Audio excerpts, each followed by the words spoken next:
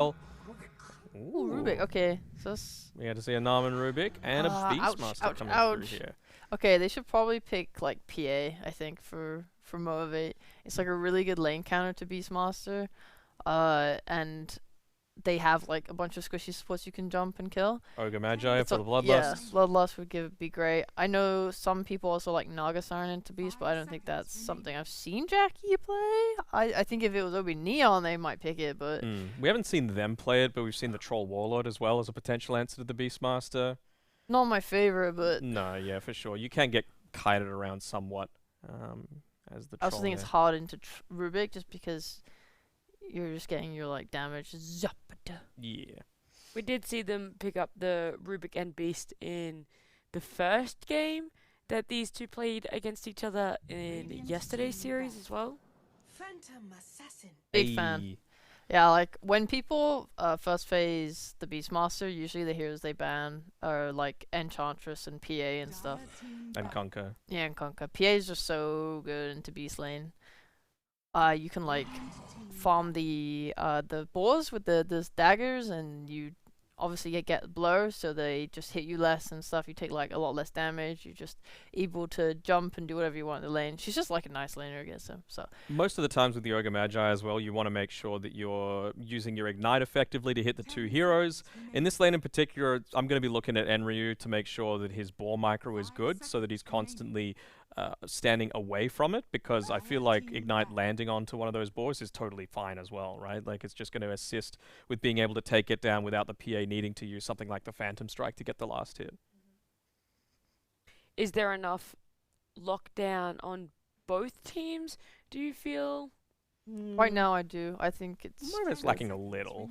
I think Movate's happy with like Blink Spear, Ogre Stun. Like they have slows as well. And like annoying thing. Like Weaver's bugs are technically not a stun, but it does make you as a team have to sit there and hit them to get it off, which is like a little bit debilitating in a team fight. And I think like that's something you just have to deal with, and it's hard. So I like the lockdown on both teams. I still do want something that's going to be able to get on the backlines, though, for Motivate. They have the last pick of the overall draft. Storm or Void Spirit are still available in the pool. Of course, Void Spirit, his timing is much more based around the Aghanim Scepter that he's able to pick it up. Storm basically just having enough mana to be able to do a lot of this stuff and create space for someone like the PA to jump in, or the Mars to be that secondary initiation. Wow, Luna Wow. Beastmaster, that's a combo. Aggressive. Okie dokie, that's nice. Rounds out their draft nicely. They have like a theme, well not a theme, but a game plan in mind. Like we talked about, this is a very mid-game orientated lineup. Between like Kunkka, Beastmaster, Luna, they have a lot of auras. They're able to roach together. The rum is gonna buff them up and keep them strong. You have like save in Bane's Nightmare, and like you have a lot of poking as well. You can like catch from range with X. You can Fey Bolt from range. Luna's beam Q whatever from range. Like you're just Beam? yeah, loosen me. That's the one. So I feel like the lanes are going to be very effective. Very important this game, particularly for Motivate.Trust. Like if they come out on the losing side of these lanes, which honestly probably shouldn't, at least for these two side lanes, I feel like they're fairly strong. It's going to put OB.Neon in a really strong spot.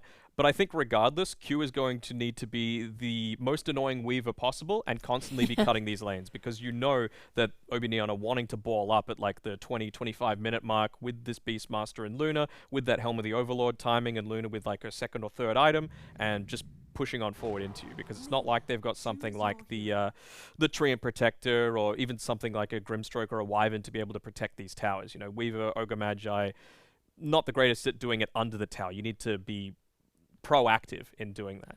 The ogre set. Let's go. Let's go. Oh yeah, the really beautiful. cute ogre set. Okay. Yeah. Lena was like the only mid left that I was thinking would lane well into Kunkka.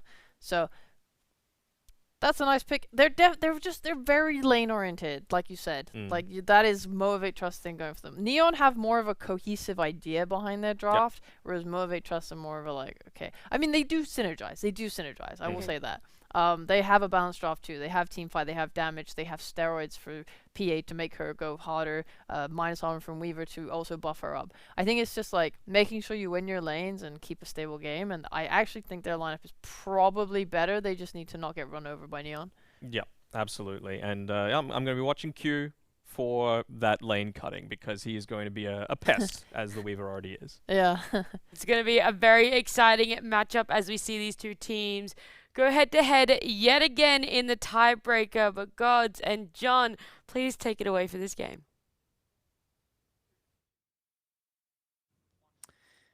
Here we are. It's a rematch from yesterday, John. OB.Neon taking on Motivate.Trust once again. That time around, it was OB.Neon turning things around, getting the win, forcing these tiebreaks. They are the reason we're here today, and we're going to see if OB.Neon can repeat that or if Motivate.Trust. You know, they've been seeing back. They got to watch that first best of one. And probably if they're watching, they're thinking, man, OB.Neon, they look pretty good. Yeah, that should have given them some prep time, given them an idea as to what to do up against Neon's momentum. And we've already kind of seen, a bit of a shakeup. We saw Gotcha Boy yesterday. We saw his profile picture. It's changed now. He's just back to being Buttercup. So no longer wanting to prod on Mamangdaya, seeing what he did on mid yesterday. Mind you, even if Neon won that series, Motivate.Trust did take that first game. This is a best of one. Neon has no room to make errors like that to give Motivate.Trust an opening, because once they do, they've already kind of gotten a win before. It's still a possibility here, and in a best of one, anything can happen. So we'll see whether or not Neon can hold up to that pressure, because they've already played one game. It is just one game, but switching gears up against a different team, adjusting your playstyle, adjusting your drafts and tots up against a different opponent in the span of 10 minutes from the last game you played, can be a tough process up against these teams, and that could make or break Neon here. All right, well, we're going to see whether or not Neon have got the ability to kind of ride that momentum, keep playing the good Dota we saw. Once again, OB.Neon get the Mamangdaya Kunkka, so they've got to be at least feeling pretty good about that. Gotcha Boy got a last pick Lina into it, usually a hero that's getting banned out or picked early on in the draft. Decent-ish laner, at least against the Kunkka, although, it's a lane that can kind of go both ways a bit, so we'll see how Gotcha Boy, aka Fearless, can fare in that mid lane. And something you kind of mentioned, Jackie playing the PA, something you hadn't seen in quite some time, and he hasn't played in quite some time. Yeah, it's something he does play to a high level, but it's not something Motivate.Trust tends to pull out recently. They have been leaning heavily into the Dusa, into the Raid King in the past, and I think it's going to be interesting to see how Jackie itemizes, because sometimes he actually does skip the Battle Fury. I think this game he will still likely go for that farm heavy core, that slower playstyle. But they have that option to switch gears. Maybe say Desolator BKB could be one option. Run and gun. There are a lot of ways to pierce that, though. They will look to force an early engagement here, just a bit. Q trying to steal the rune. Unsuccessful. So, no fight, just a Weaver trying to sneak in and grab a rune, and both teams will get 2 apiece. Nothing much of it. They do find the Dire Ward.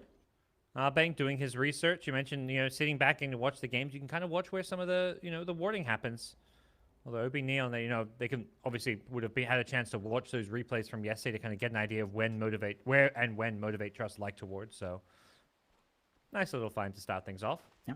Fortunately, at the very least, Q does manage to deny it, so the gold's not flowing the way of Abang. Still seeing the lanes break out here, Parker.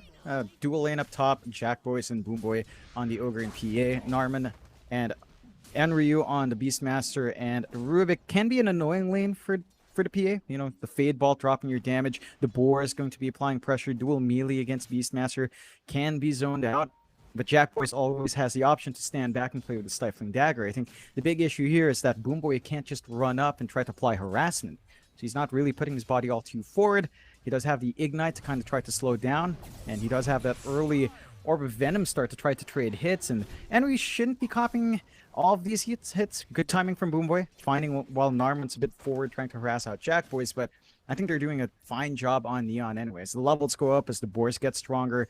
It's going to be harder and harder for Jackie to just sit back and farm. He's going to really rely on the dagger to get some of that CS going if the pressure on the lane builds up. Yeah, they're hoping that, both PA and Ogre are pretty high armor heroes, and I guess the one issue for Beastmaster is it's a lot of physical damage. The Rubik Fade Bolt gives some magic, but between the evasion, also the ability to kill Boars with Phantom Strike and Dagger, this could become a tough lane. They're going to jump in again on Enryu top. He gets brought very low with the Fire Blast follow-up after the Ignite. They're just going for these kills early on. The Magic Stick will keep him alive, but you can see the strength of this PA Ogre lane. Even though they are a double melee, they can gap close very well, and that makes Beastmaster's life a little bit difficult. Yeah, it's a bit tough for Narman. He couldn't get the lift back stun onto Boomboy, so that provided that opening for Boomboy to just keep running up, keep applying that slow, and pressuring Enryu. They do at least keep him fall. Salve was used up by Narman, and that is a little bit more resources melting, but he's not going to have that save anymore for this one. Oh, we'll see. Take a peek at some of the other... Well, First Blood actually coming out. Beastmaster, yeah, he goes down in the top lane. So, early on, Motivate.Trust. They're striking first, and they get that kill onto Jackie as well. So the PA going to be thrilled with the start with that kill. You still have to respect that. Like, even with that Beastmaster lane, as you pointed out, GoDz, there are weaknesses that Motivate.Trust can use, and setting up this kind of start for Jackie sets a good precedence. It does feel like a lot of game rides on him, especially towards the late game. Securing that good farming start is good news, especially when you're playing against a Luna down the line. We're already seeing Palos and Abang's lane going off a bit slower. You know, they're not finding as much farm. You are seeing Masa do a good job in just trying to zone them out. It's not the greatest synergy with a Weaver. You can kind of play with minus armor if you want to pump up God's Rebuke, but Q is just opting for a 1-1-1 build, so not much emphasis there, just running in and out, doing what he can. And this is still keeping Palos back far behind enough that you do have a nice lead for Jackboy. So Palos is going to have to get some priority in the jungle, get to clear out those stacks. And as a Luna, you can clear him out really fast with barely any itemization, but they've got to be able to get that space on Neon first. Yeah, and talking about that Luna, keep getting a peek at her lane. Doing pretty well in terms of the CS, even with the Mars, at least for now. Going for that early Magic Wand, so Palos has a lot of wand charges already built up, which is going to make this lane that little bit easier for him. The kill threat is just not going to really be there. So probably a lane where we're going to see them kind of continue to trade farm, at least for now, unless this Bane steps out of position. And then over in the mid lane, we've got the Lina versus Kunkka, where both mid laners have had their share of farm. Narman doing a good job rotating on in to make sure they secure that rune for Kunkka as well. Just ensuring Mamangdai has that strong starts he needs to really snowball on the Kunkka. Gotcha Boy is keeping up in CS, not falling too far behind, but still has to respect that damage output of the Kunkka. And as the level 6s come on, it's going to be an interesting back and forth. The Kunkka's going to get a little bit more durable. One simple support rotation can line up for a nice pickoff onto Gotcha Boy, but he's still got the burst damage with the Laguna as well. We're not seeing Motivate.Trust really emphasize mid as much. So they're much more focused on getting the side lanes running. That could hurt Gotcha Boy if he is going to be moved on by Neon, who have shown that they've really made it their primary focus in going into the 6-minute mark to enable Mamangdaya. Yep. So Mamangdaya will see if he can start making any of those early moves. We'll be hitting level 6 fairly soon. Top lane, they once again go in. They found Narman. He's got no spells up, no telekinesis or fade bolt. So with the fire blast to follow up, that's one kill going Trust's way. A second one in this top lane, and they're looking for a third. Mamangdaya rotates up here. That's the ghost ship. He just hit level 6, and he's coming to look to kill Jack Boys. The blink away is slightly mistimed.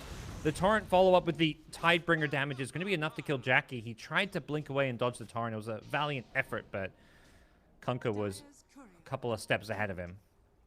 Great rotation out from Mamangdaya to set that up, finding the punishment onto the PA. And that does help your Kunkka snowball as well, while slowing down that PA's timing into the Battle Fury. Mamangdaya, great use of the first boat. You know, you're not killing off the Lina mid. That is giving Gotcha Boy a little bit more room to catch up, considering that slightly slower start. But you're still very happy about this on Neon's end, kind of fixing up Enryu's lane just a little bit more. And they do manage to find another opening top, though. Yeah, this we've seen this a few times when teams are picking Beastmaster. PA just seems like the perfect carry hero to play into it. I was mentioning like the ability to kill Boars, but PA saying it's not about the Boars. We're just gonna kill this Beastmaster with the strength of the Ogre in this lane as well. That's now 2 kills on the Beastmaster and just a ton of pressure. He's only got 17 last hits to the 36 of PA with 14 denies. This lane is being absolutely stomped by OB.Neon. And this is a worrying sign, because when Motivate.Trust get that good start in Jackie, he can just really go into that farm mode in the jungle, and they can start securing that area. At least with a Beastmaster, the Hawks will provide you some vision to cut off those stacks, to cut off that farming playstyle. But you're at the point where Jackboys is now just getting a little bit too much in lane. He's gotten power treads first. He's got a little bit more right-click speed, right-click damage as well coming through from that. And for Neon's end, you're not getting that same kind of laning start for Palos. He will have his Mask of Madness up sooner rather than later. So that Flash Farm and jungle can still come out, but it's not like Neon's really had the time to build up many big stacks anyway. So there's really not much Flash gold that Palos can just instantly pick up. And that will favor Motivate.Trust to kind of just play this game. They are starting to pressure the top lane, though. Level 5 on Enryu. No Dominator yet, but that's forcing rotations out here. Yep, the Weaver and Ogre leading the way. The Lina even TPing in for this one. So they're going to be able to at least get the 1 kill, I would imagine. Omryu's been slowed down. No boots. He's trying to rush that helm, and he gets sliced up by Jackboys. So his amazing game continues. Gacha Boy making his appearance in that top lane as well to make sure they get those kills, but he's going to get back to this mid lane. Rubik is, doing some chip damage, not really pressuring the tower that heavily, but there's a lot of farm there that's being missed out on. They get smoke rotation out as well, so they could line up for the kill. Laguna's still ready, but smoke gets broken by Mamangdai on the side. Yep, well, Mamangdai will be the one going down here. Weaver and Ogre looking to pressure this Kunkka, and Lina has Laguna Blade, so they're going to keep him away. Norman with a nice telekinesis just to push him back. That's going to save Gacha Boy's life, perhaps, in Abeng. He's here now. He's got a nightmare off with the torrent follow-up. Lina, Gacha Boy in all sorts of trouble. He's looking for that Laguna Blade target, but Mamandaya has kept himself far enough away that Motivate.Trust managed to get themselves a couple of kills. He goes Shikuching into a sentry. Bit of a feed from him. He also gave away Shikuchi to Norman, so Norman's happy with that one on his Rubik, getting a free Shikuchi. OB.Neon with a nice turnaround in this mid lane. And they managed to get a lot more than just chip damage onto that tier 1 now as well, Parker. Down to 300 HP, forcing Masa to show up just to prevent the full push from coming through. Motivate.Trust just overstepping their bounds a bit. The moment that smoke broke, I figured their supports would just turn their tails and run, but they still try to force the issue. The Kunkka is very tanky. It's so hard to pick him off if you don't find the right angles, and they just get good punishment off from Neon. So they managed to turn things around, find some key kills. Narman now, with his early level 6 in Rubik, feels like it's going to be a massive issue. Just having that telekinesis against the Weaver cuts off his movement. They have really good vision out from the side of Neon as well. That mid-sentry just outside of being the D-ward vision that Motivate.Trust has with their own sentry, providing them that opening to kill. And Motivate.Trust have to kind of reel things back. You mentioned it with this Lina pickup, Parker, where it does feel like a more farm-heavy core. You can play around early with a burst, but if you feed too much, if you don't manage to get that momentum going, it can fall behind quite fast without items. Here they come. They want Jackie. He blinks away. He's looking to farm that next camp. They seem to know where he is. The Shikuchi will find him. Norman has a telekinesis, but doesn't want to go for it. They decide Jackie is a little bit too far away. Even with the Kunkka Ghost Ship, the damage maybe just wasn't going to be there for that kill. You just play it safe. They're not really managing to get out too much of a push there. They are giving Enryu some space to play up top. His Dominator's flying out now, so Beastmaster will be able to sustain that solo push rather fast once that's up and running. They are making moves bot, though. Yeah, well, let's connect. The arena being thrown out. Norman gets the kill with Mamandaya. Masa trying to use that arena to save his own life. They are looking for the trade here with Q's Weaver. Norman has a Shikuchi in 1 second. And he gets it off, so he's just going to run himself out of this one. Q's going to be a little bit careful. Norman is there. He actually maybe gets a bit too close. The Gemini is not enough to finish him off. Shikuchi in 1. It's going to be closed. Norman, it's too fast, too furious, and Norman's got the little boost. He's actually going to look to turn this one around. He wants to get... Okay. Car malfunction. Yeah, Feeds just away a his bit life too there. greedy.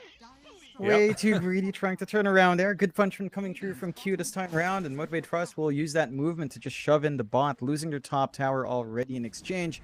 And one advantage for Neon is that the mid is a lot less healthy for Motivate.Trust, so if they pour their resources towards mid, they're going to be able to find that tower quick.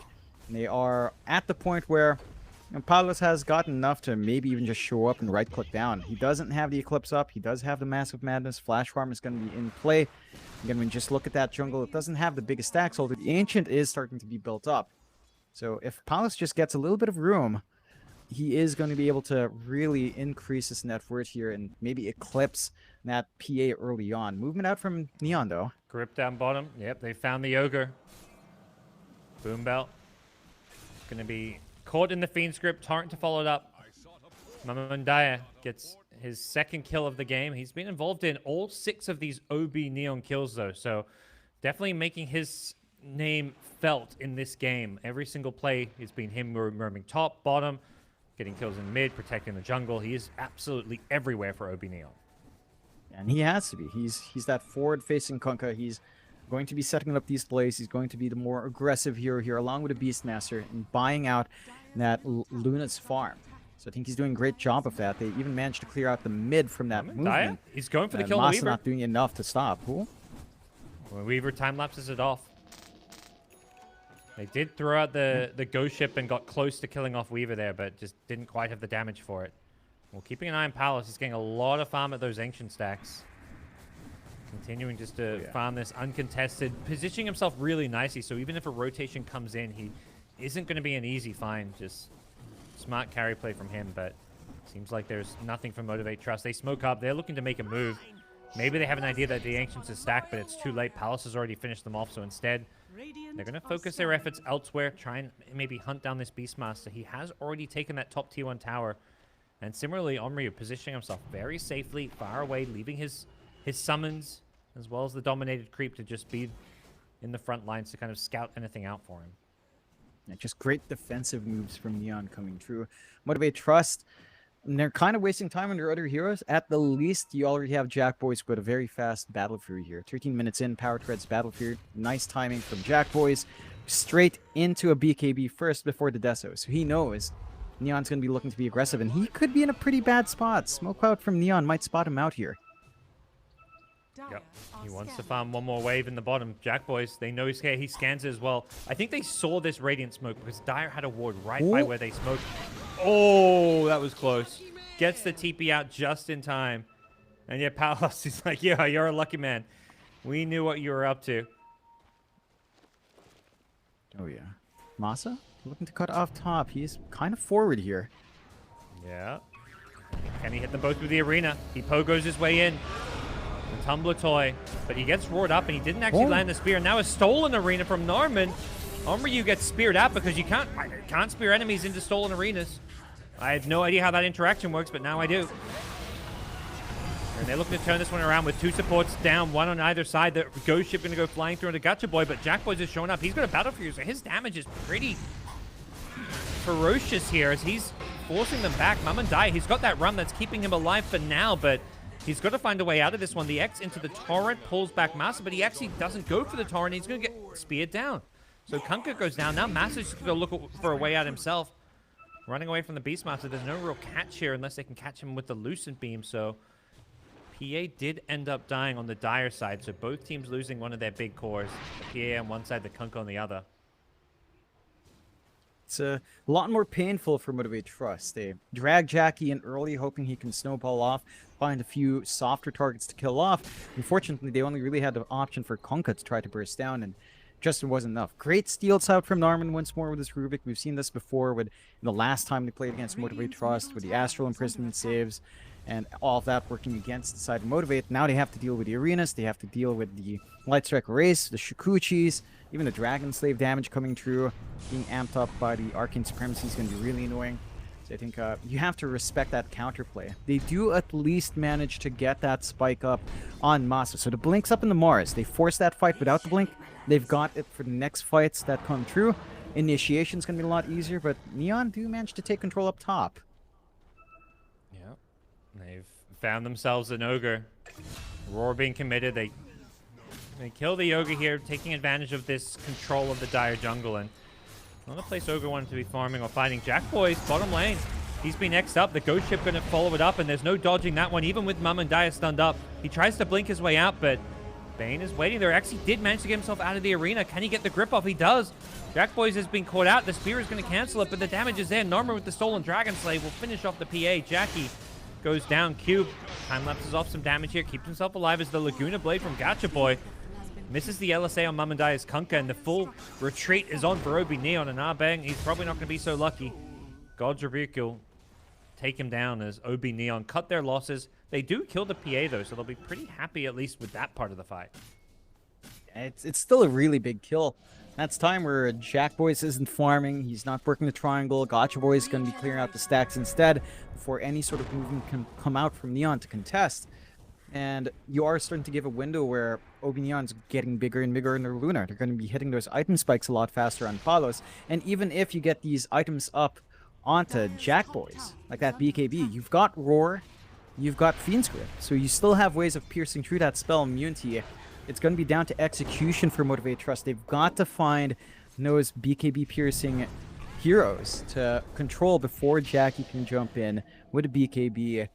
And even then, without the Desolator up against a Kunkka, up against a Beastmaster, it feels like it's going to be really hard to nuke them down, especially if the boat still gets used. So target priority has to be worked out here by Motivate.Trust, because even with a few of these items coming true for them, it doesn't feel like the game gets any more manageable just yet. They're still a ways off from hitting those spikes, whereas for Neon, with a BKB up on Palos in comparison, you have nothing to pierce through that, because there's nothing here for Motivate.Trust that stops our Luna from standing in front, from popping the Mask of Madness and using the Eclipse and just getting the damage off for the team. Well, we'll see if this PA's BKB is going to be the item time that allows Motivate.Trust to really start pressuring and fighting into this OB.Neon side. As much as the PA was great against the Beastmaster in lane, one of the issues for this PA later on is you pop the Roar and go in. Beastmaster Roar, one of those very good BKB piercing disables. Same with the Bane's Fiend script, so they've got multiple And it just makes it tough for Jack Boys to feel safe even with that BKB. So again, it's just down to Motivate.Trust. How will they stagger out this fight? How will they force Neon to kind of use some of those spells on lower priority heroes? Neon just straight into the tier 2, again with a Beastmaster with a full Helm of the Overlord already up. Doesn't take too long to melt through these objectives. And Palos is now just taking care of that top jungle, clearing out all the farm, still building up his lead. Jack Boy still kind of keeping to the bot area, much more protected with a lot of sentries and good wards to watch over him. But you have given a lot of ground here to Neon, and that's just one of the strengths of their lineups. With a Luna, with a Beastmaster, you can take these objectives so fast, you can take over the map, and they're straight into the Roche as well. Yep. We'll see. The pressure's on. It's up to Motivate.Trust to make a move out on the map to contest this, but you can see on the minimap they're kind of scattered out. You've got Lena back at base, PA trying to nowhere to be seen. They are all TPing mid, perhaps knowing this is going on, looking to smoke, but they've got to get here fast, and they're not going to make it in time. Looks like OB.Neon should finish this one off before the smoke gets here. There still may be a fight here. They break the Lincolns, and Aegis has been claimed. Ogre stepping too far forward will get X back into a torrent. They pick off Boom Bell to start this one off, and the rest of Motivate.Trust just scatter. They know there's no point fighting anymore now that they've already claimed the Aegis, unless they can maybe fight around a high ground advantage here. But Kunkka, Mamangdaya, he's charging forward. The X is not going to land. Instead, he gets speared up into the arena. Mars is there, gets pulled back to safety, as OB.Neon won't find any follow-up kills, just the Ogre kill for them. Motivate.Trust, we're still posturing, which was surprising after that loss. Like, it just feels like they lack some angle, they lack some good stunts without that. Oh, Masa with a spear. Oh yeah, he's gone in with the blink. Maybe it's just bitten off more than he can chew. Throws away his life in the mid lane, and OB.Neon may have more. They've got an X into a torrent. They catch the Weaver now as well. The follow-up with the mini-stuns, even just from the Lucent Beam, stopping a time-lapse, and Weaver gets sliced up. Tier 2 tower now available to them. They've got the outpost control already from the Tier 2 top, so OB.Neon getting a big advantage off of this Roshan, getting a couple of kills, some towers, and really just taking over the map here.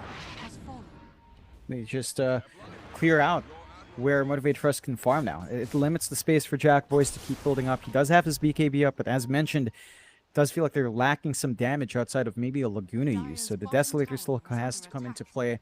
They don't really want to force the fight into 2 lives of Palos, especially with that BKB up and running. He can still save it for his second life. And they're just going to have to watch while some of their outer towers just one bot taken away as well. Motivate.Trust will look for the smoke play with that BKB on Jack Boys. They've got to find a good target, and they've got to be able to work these arenas. Moss has been jumping in. He's been willing to sacrifice himself, but the follow-through just hasn't been clean from Motivate.Trust. Well, the smoke. Who are they going to find with this one? They'd love to find that clean initiation from Massa. He's the one way. Doesn't look like they're going to have too much luck, as the OB.Neon side have completely vacated their own jungle, and this smoke is going to be unsuccessful. Step lively now. Your admiral is on board. It's a lot of time that Neon gets nothing from. At the least, they can kind of farm out the bot jungle, clear out the camps, get some economy flowing their way, and keep trying to hold out against the onslaught of Neon. Neon doing reciprocating the same way up top, clearing out that set of camps as well, and still building up their lead. Not much left for them to really wait for. I mean, Palace already has the Crystallis, could opt for Daedalus, could opt for Silver Edge. World's kind of open for the Luna, nothing queued up yet, so it could go either way. For Enryu, all we're really looking for is that Blink for the Blink Roar, and that'll just mess up fights for Motivate.Trust, because right now they can run up to the Beast, hold him down, and at least burst him down before anything else can happen. With the Blink, he could just hide a mile away and get the counter initiation for Neon instead of starting fights with his body. So more options for Neon. Motivate.Trust just slowly being trickled down, but they're not too far behind. If they can manage to maybe ride through this Aegis and start to build up on their PA, there could still be an opening for them down the line. Yeah, it feels like when you've got that PA, there's always that maybe, that late game hope. If PA gets enough damage, you just go in, you hope for those big crits, and suddenly things can look a whole lot better for you. So they are just going to avoid any kind of big fights or confrontations, at least while the Luna has the Aegis. And, at some point, Luna's going to have to itemize to maybe address this PA a bit, whether that's something like a Silver Edge, just something to maybe more directly counter that evasion, because otherwise Palace is going to struggle to deal damage and fight into this PA. Just gets so durable as you go towards that late game with the evasion, unless that counter is there. And again, Palace is leaving it open for the Crystallis pickup, so he could still swing for that Silver Edge. I think the issue there is, like, you can't really expect your Lina to always get that good angle onto the PA, especially since I think Motivate.Trust are now really starting to plant a ton of sentries on the map. Just look at that line from their high ground onto their jungle. Like, they know Q's been struggling, so they're trying to clear off all of that sentries to ensure their Weaver still has some scouting potential, and to also spot out the Hawks. So for Alina to go through that kind of minefield and try to hope for that hit on the PA, it's a bit of a tall order, I think, to come out. So I think that's where the hesitation is coming in from Paulus. Can he really be the one? Should he really be the one to get that initial hit? Maybe they opt for, say, a Bloodtorn from someone else, though you haven't really itemized on anyone to build up for that. They will go for the smoke play on Neon, though. They still have that Aegis running. They'll go as 3 and look for a nice pickoff here. Yeah, what can they...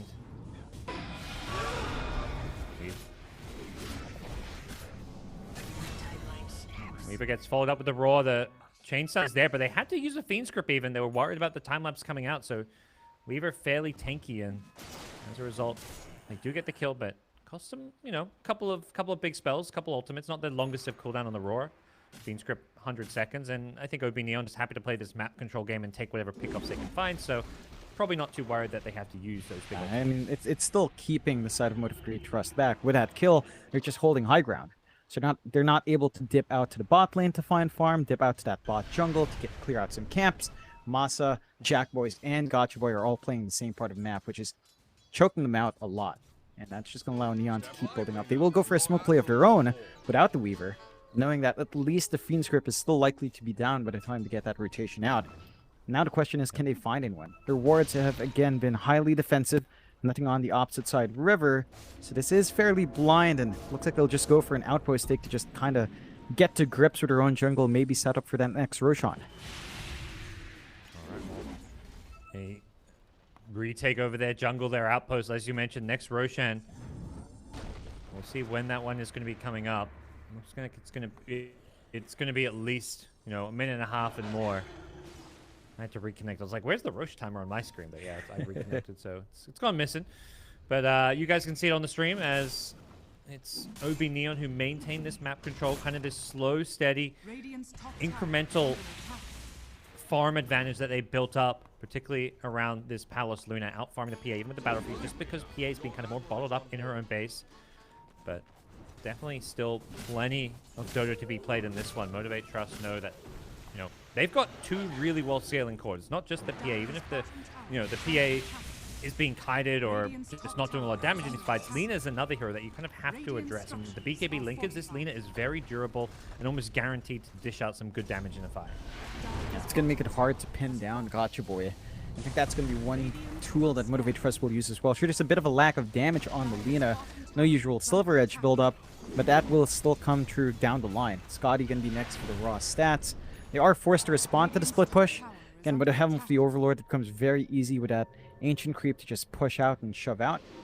Jack Boys and Q have been left behind them. They were being scouted out by the Hawk, so there's some info here. Oh, they got the grip. They found this Weaver. Bang.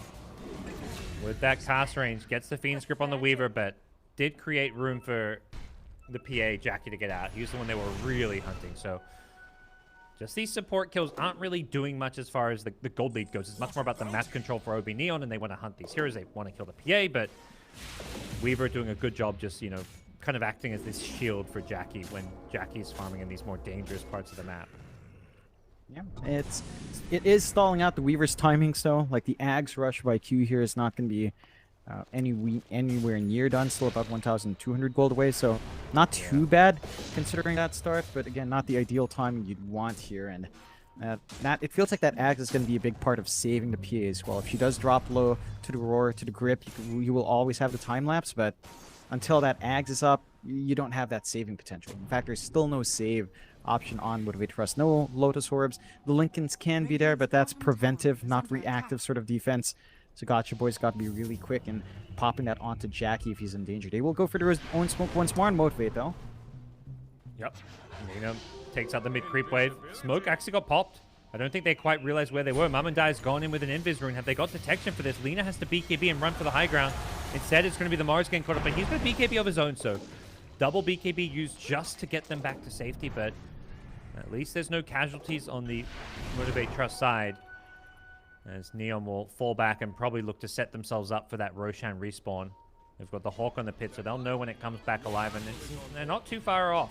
They only have to wait a little bit longer, and they will be able to at least force some kind of a fight. But even just the last couple of minutes, Motivate.Trust turned this 4k gold lead only into a 2k gold lead, so they're being a bit more efficient with their farming, and OB.Neon not finding these pickoffs is kind of costing them. Yeah, they've been grouped up a lot more on Neon in the past few minutes as well. They haven't been spreading out as much, so they haven't been able to keep up with that same pacing. Oh, down bot, Abeng. Yep. He's been hiding in these trees he's been trying to set up a kill there where he like gets a Fiend's Grip or a Nightmare on someone pushing this tier 2 tower, but seems like Motivate.Trust realized what it was up to, because they brought numbers. But the issue is Roshan has respawned, so OB.Neon, well, there's no way and no one in sight. So this is a free road. Yeah, it's just going to fall really fast to the damage, to the attack speed Palos has, with that Thunderhide creep giving him a frenzy buff. Another apes onto Palos, a free action as well to keep spamming out the hits. Neon does find a tier 2 bot in exchange. They've got the outpost captured as well, so they've got some control in this area to sustain their farm. And they do manage to also finish up the Scotty on Gotcha Boy. So more stats for Lina. She's not going to get instant nuke down with 3k HP. And she can start applying some healing reduction on the lifesteal that the Luna might want to leverage. And just get some nice good slows from afar to help build up. Although Q again might be the sacrifice. So going really forward. He's been really easy to catch out with a Horror Grip. Yep. He's even trying to clear out some of these creeps. What do you make of this Lina build? We've seen the BKB Lincolns, but usually after that you would get a damage item. This is the third defensive item with the Scotty. Do you like it? Like, what do you feel like? Why do you think this Lina is not going into any damage items here? I think she just wants to be able to live long enough to keep spamming out the spells, try to get a good LSA off. I think they realize on Motivate.Trust that Jackie is going to be majority of their damage, right? Like it is going to be the PA show in terms of melting these heroes. So what the Lina can do is take like a partner to the Mars, because the Mars doesn't really have anyone to jump in with. Like you could try with a Weaver, he just melts every single time you see the spells used. At least if Gotcha Boy is caught out, even if he does get, say, gripped and roared at, one of them is going to be blocked by the Lincolns. And then while, say, roars on him or while he's disabled by grip, he's not going to die super fast. You don't have the biggest burst on the side of Neon yet, so that 3k HP is substantial in Gotcha Boy. Yep, Roar comes out. He's been initiated and they broke the Lincolns, but he gets the BKB off, turns for an LSA. Jackie falls up the Laguna Blade. They're going on this Luna, who does have an Aegis, pops Satanic, but can't lifesteal up enough. So that's the first life of the Luna. Taken without too much being committed. Now Mamandai on the high ground with the spear back, and the arena catches out everybody. There's 3 trapped in this. The Nightmare is not going to be enough to save Mamandai, but if he can walk out of this arena, he may have a chance. They've lost the PA, and they're going to lose Mars as well. And Mamandai somehow survives through it all with the run buff. There just wasn't enough damage, and Gacha Boy's being chased down as well on the Lina. He's just so damn low. Palos going for the Lucent Beams, can't quite finish him off because of the Lincoln Sphere. But Narman, he blinks, he phase bolts, he gets the Lina in the back lines. 3 dead, multiple buybacks being used on the Motivate.Trust side. They've all just trying to hold on to their base here as Palos on the front lines is just glaving his way through these buildings. They've got to try and deal with this Luna. The Kunkka is low. He's going to go for an X TP back. That's on the Bane. He didn't have a TP himself, so he sends the Bane back to pick up themselves to heal them all up. And they're looking to maybe go for a second lane in mid. Lina and PA both without buyback. This is looking bad for Motivate.Trust, John. It really is. They will have Arena in half a minute, so on the respawn of the Lina, they'll have some defensive options for the fight. Until then, OB.Neon has all the time in the world to just melt these objectives, and with a Luna, it doesn't take too long to get that done. So great kills out from Neon. Dropping low, no more. Just Satanic up, yeah. Just gonna heal right back up, and another set of racks open. Jackboys is up. He has his BKB. Can they re-engage here? Well, they're gonna need probably the Mars to lead things off with that Blink Spear. Back the Arena coming up in 1. But they lead things off. They get the telekinesis on Mars. He does pop BKB. There's the Arena. Onto Palos they go. No BKB being used, and he's going to die before he gets a chance to use it. So Palos on the Luna in some trouble, but with the Blink Roar, they've controlled the PA through the BKB. Now the BKB going to wear off. He looks to turn and fight with the Satanic, but there's just too much chainsaw. Palos is locking in place. The Lucid Beam even being used. Now that's all up to the Lina. Gacha Boy trying to take on Palos. Without Satanic, this Luna is in all sorts of trouble. But the Fiend's Grip may just bail him out. Gacha Boy, he's trying to heal his way through this one, but it's not enough. Palos gets kept alive through it all. And it's the Fiend's Grip that just stopped Motivate.Trust from getting any damage out from Gacha Boy. They team wiped them. They forced the GGs. And OB.Neon, they've won these tiebreakers. They are guaranteed to be safe. They're 5th place. And that means Motivate.Trust will be playing a best of 1 against Execration. It is do or die. The winner of that gets 6th place. They don't get relegated. The loser, 7th place, down to Division 2 you go. So a high-pressure best of 1 coming up between Execration and Motivate.Trust. As for Neon, this has been the kind of comeback story of Division 1 when it comes to the SEA DPC. This team looks so bad, so shaky in the first 2 or 3 weeks, but then after the break, they come back and suddenly they're beating T1. They're a completely changed team.